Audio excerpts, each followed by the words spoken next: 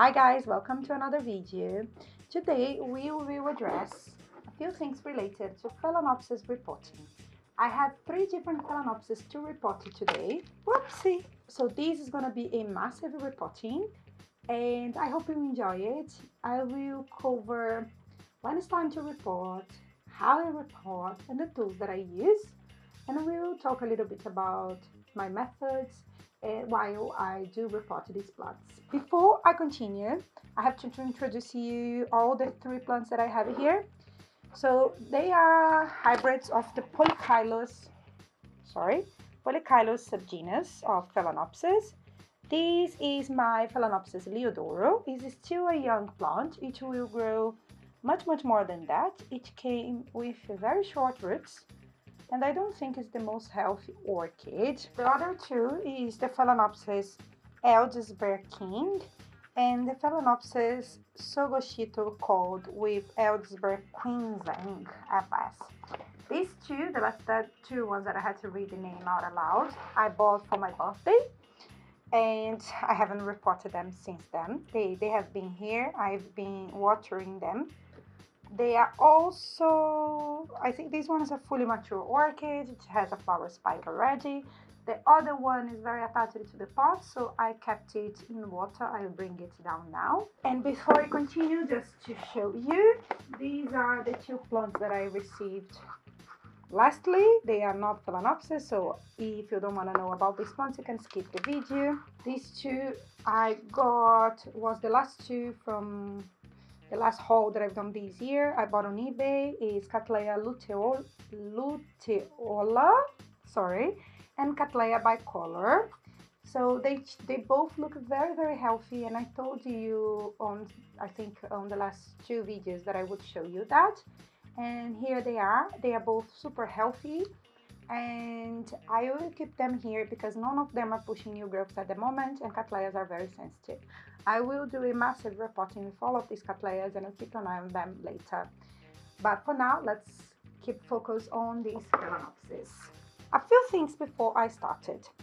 Polychilus orchids, Polychilus Phalaenopsis are the ones that some people call the summer blooming, because on the places where we have a very chilly and cold winter, these plants tend not to bloom. They usually bloom during the warmer months. They come from tropical countries, so they will probably bloom throughout the year. They push flower spikes, and usually they will keep blooming from the same flower spikes. I don't think the Leodoro is like that. I'm not sure. I haven't had a Leodoro before, but just to give you an introduction, however, although they have these sort of waxy leaves, some of them not the Leodoro. The Leodoro has a long, very long flower spike, but some of them will have short flower spikes. They require the same care as any other Phalaenopsis. So I will repot them the same way that I repot all of the Phalaenopsis. The one that we buy in supermarkets, garden centers, is the same thing. Just to let you know when it's time for you to repot these plants. Usually if you are a beginner and you have no experience at all of how to repot Phalaenopsis, we suggest you to wait for the flower spike to be gone and then to repot your plant. Otherwise, only if your plant is very stressed, you should cut the flower spike and repot your plant. In the case of these ones, none of them have flower spikes at the moment. They are all doing not very, like this one's not, I will give you some close-ups, but anyway, they are okay, you know, but this one is a little bit stressed. When we notice that the plant is stressed, it's a good time to repot because it means something is wrong with it. In this case, the plant came completely out of its pot. It has very short roots. The roots are extremely short, and I can see that the leaves are starting to become dehydrated, so it needs to be repotted immediately. So just as a rule, general rule, wait for your plant to fade the flower spike if it is healthy, and otherwise, if it's very stressed, it's a good time for you to repot. And if you have flower spikes, you can remove the spikes just in case, for the flower spike not to drain energy. But after, if you know that it's time for you to repot, if it's a new plant, the mix is very old, or if you have this plant for some years and you think the mix is also old, it's time for you to repot. What do you need to repot these plants? First of all, if you use bark on the material, it's a good idea to soak your plant before you start repotting it. Why? Because when you soak your plant, it will become easy and the roots will become flexible, so it's much easier for you to repot it, to fit inside your new pot or in the same pot if the plant has not outgrown the pot. And also it helps you to detach the piece of bark that's attached to the root system. So it's always a very good idea to soak the plant beforehand. Remember not to water from above to not create an infection between the leaves or the crown of your plant. More than that, what do you need for your repot? What I use for my repottings, I have here a pot with ventilation holes. I will use pots with ventilation holes for all of my cattleyas, I have two cattleyas in front of me, so for all my Phalaenopsis today. Why? Because I live in a climate that's not only cold, but it's also humid, and I had issues with root rot. I have issues with my mix getting extremely moist if I don't know how to layer them properly. So knowing your climate, you can decide which pot you can use. You can use transparent pot, opaque pot, clay pots, all of them are okay. The transparent pot is good for beginners because you see what's going inside your pot, so you know if the roots need some water if they are gray or if they are green. You also notice if the roots are dying inside the pot or if the orchid's producing new roots. That's the only reason why we use transparent pots. More than that, we don't need transparent pots. So if you want to reuse other pots, that's perfectly fine. And ventilation holes is not necessary. We only use ventilation holes because we are dealing with epiphyte orchids, and some climates we have maybe more issues to offering air or airing our mix. That's the reason. This one came with these ventilation holes, but I do have other pots that I had to drill the holes. It's fine if you want to drill the holes on your pots. It's gonna have the same effect. Just be careful because it's dangerous when you're dealing with maybe iron and heating and all that. You probably know you have to be careful. Anyway, taking these out of the way, you can also, if you're a beginner, you can experiment using bark chips because bark offers loads of air to the mix. And then you can experiment with pots with ventilation holes and pots without ventilation holes and see what's better for your environment. So it's a trial and error, especially when you're starting, and then we discover how your environment works and how to deal with your plants. More than that, how I repot my plants and what else I use bark chips and moss. I usually offer more barks than moss to my Phalaenopsis because I know that my climate is pretty humid and cold as well.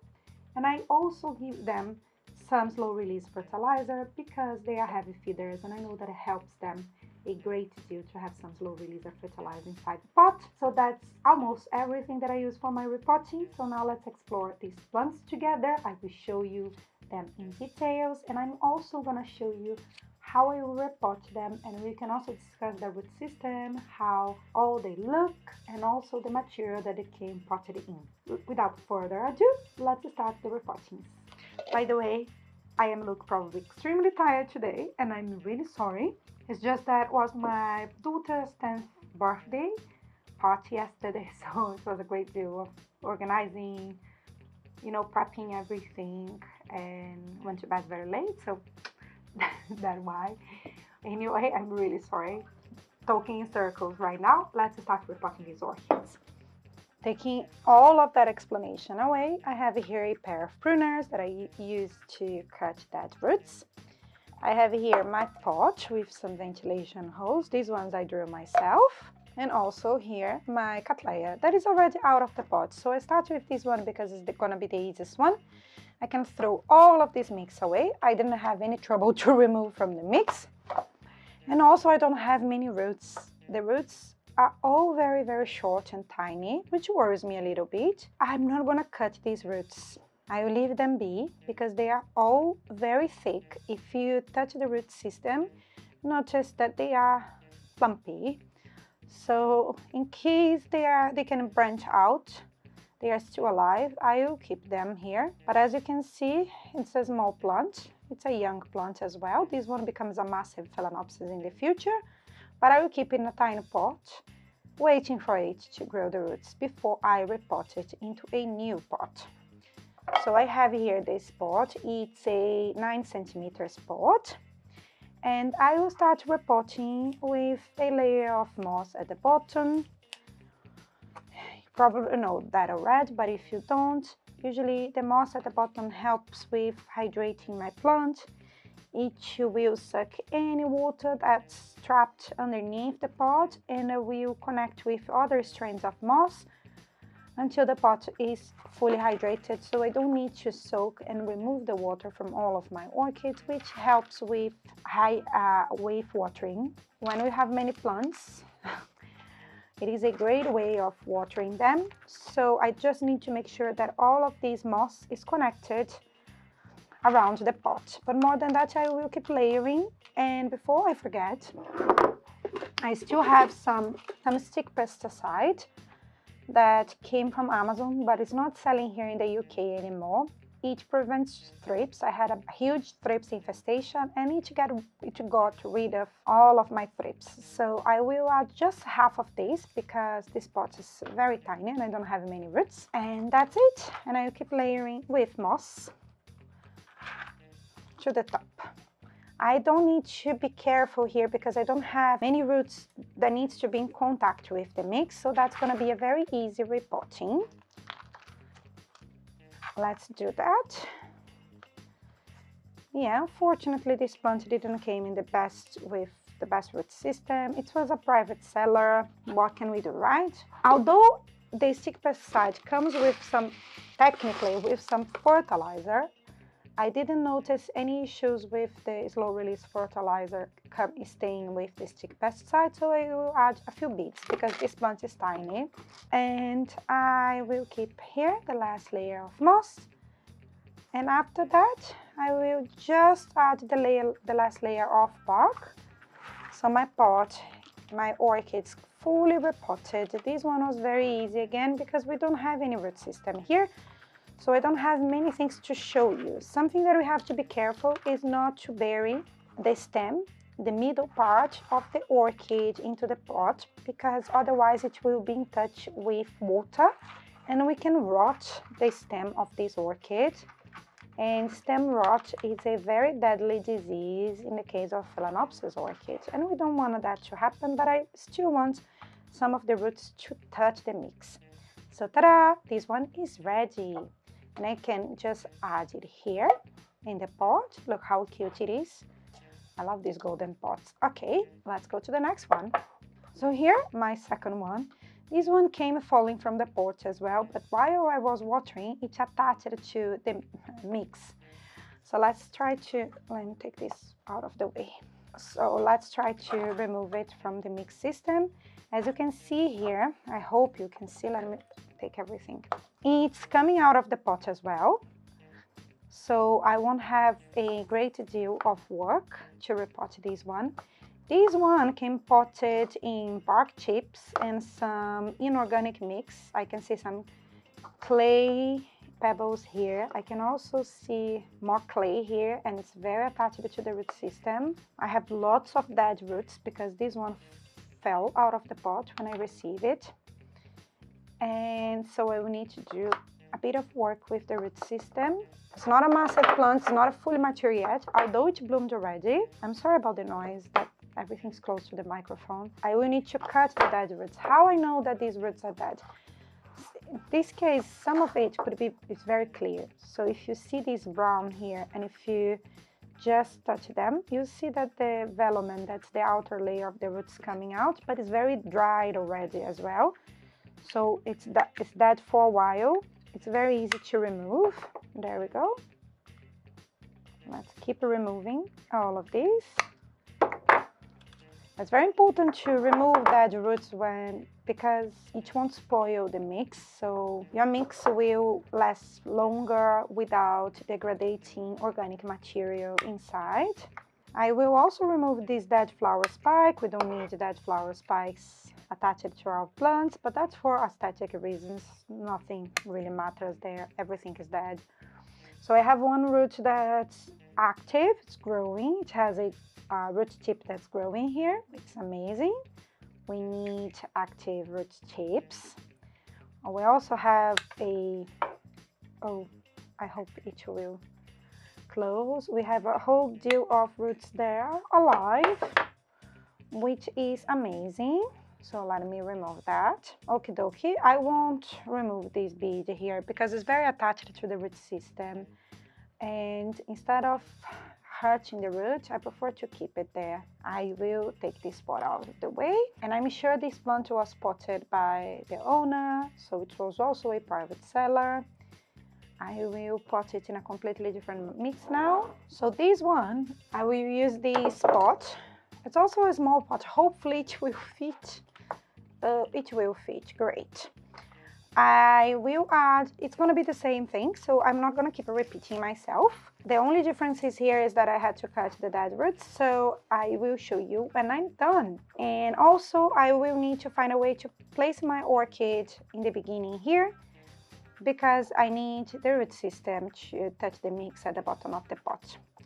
So I'll show you everything at the end.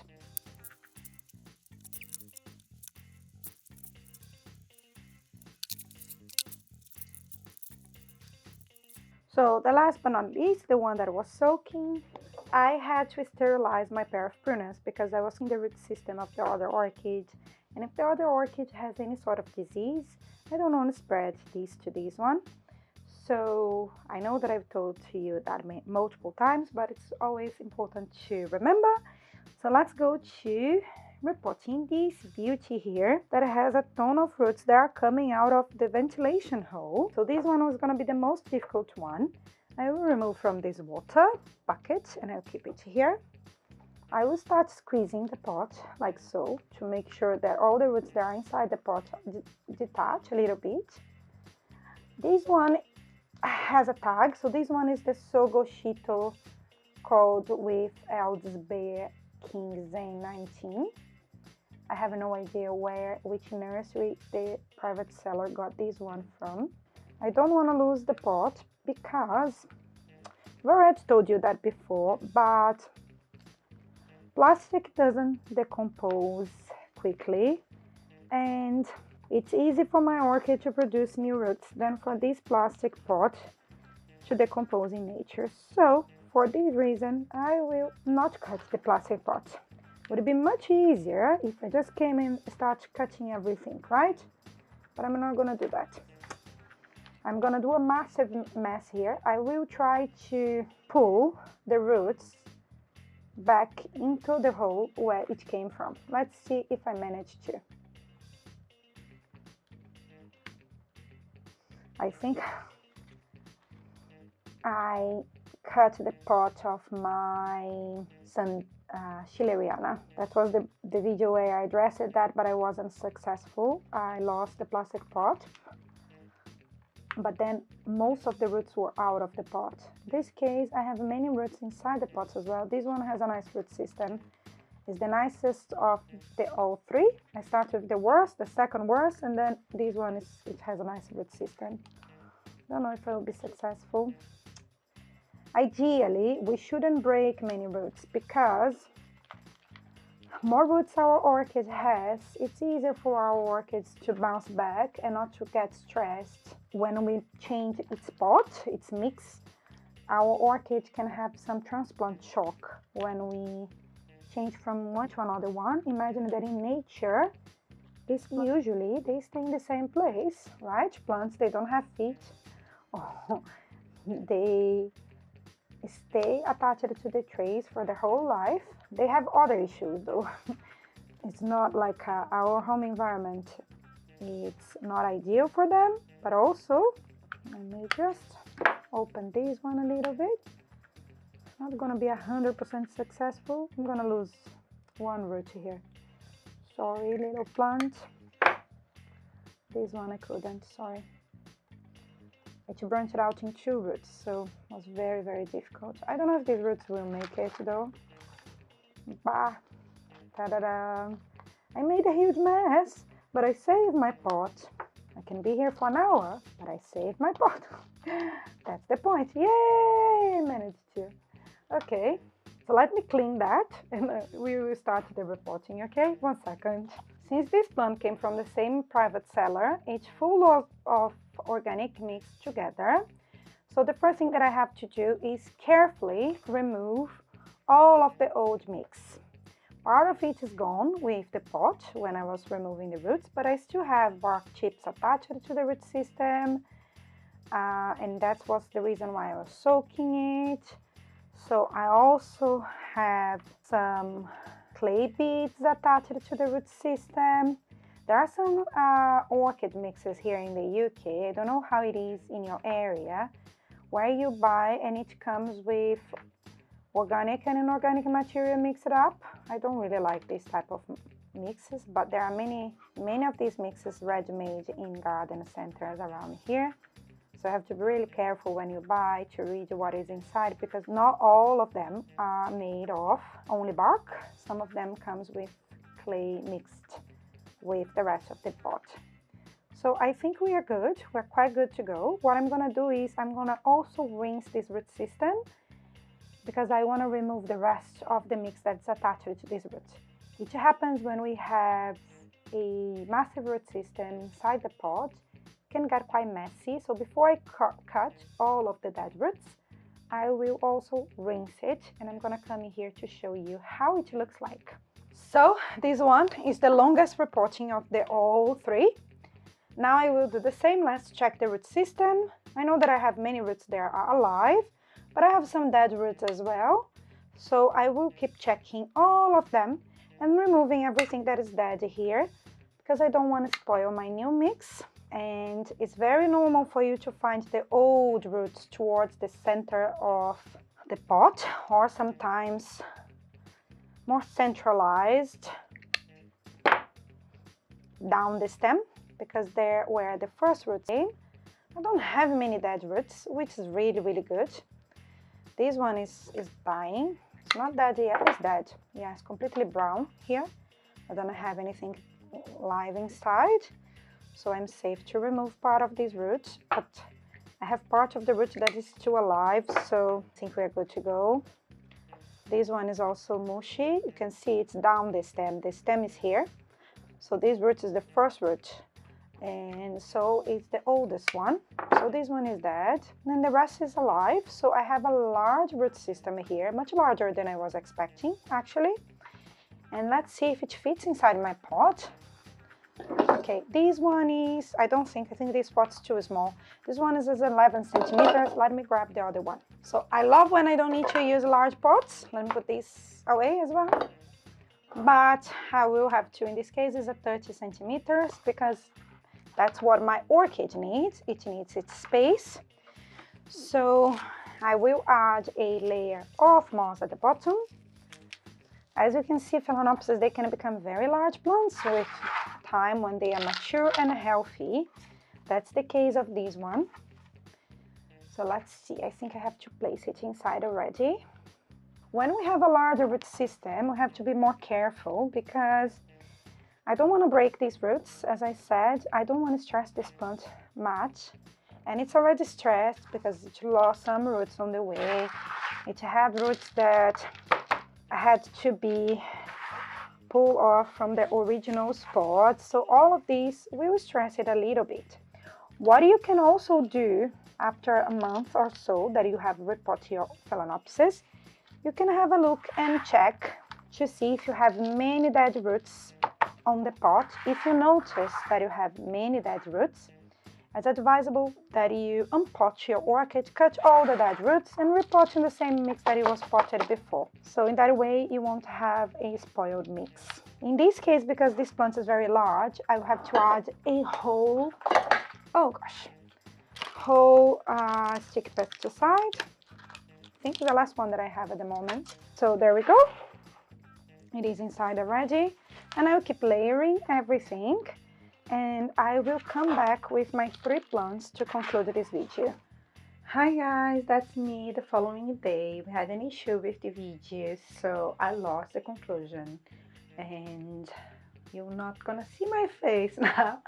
I think that's okay. So I came just to conclude to say that all of the 3 plants are fully repotted. After I repotted them, I watered all of them because there is some water leaking there. It's really important to water your plants if you use dry mixes. Otherwise, the root system will get more stressed than it was already stressed before, and we don't want to stress this plant anymore. After the repotting, after I water everyone, I place them under my growing lights in the shelvings where I keep most of my orchids, so it's sitting there with them. It will be like that. In the near future, hopefully I will have some blooms next year. That's what I imagine. It's really important that you keep an eye on your plants. If you notice that most roots, like in this case that it has a massive root system, if most roots are completely dead, you can safely unpot your orchid and remove the dead roots and repot it again. In the case of this one, I didn't have almost any roots, so that won't be a problem. But I will also not fertilize this plant for at least a month because it's adapting to the new mix, and I wanted to start pushing out new roots and growing its leaves before I start fertilizing them. It's like a period of these plants to adapt to the new environment. However, these two, I had these, I bought it, I think, beginning of September or end of August. So they are already used to my home environment, my home temperature, humidity and everything else. Only this one, that's the new one. And I believe this one is a baby orchid as well, so I have to be more careful with this one. The other two are already mature. More than that, I hope you enjoyed this video. If you did, hit the like button, leave a comment down below, let me know if you have repotted any Phalaenopsis lately, and I will see you this week at some point, probably Wednesday. That's it. Bye bye.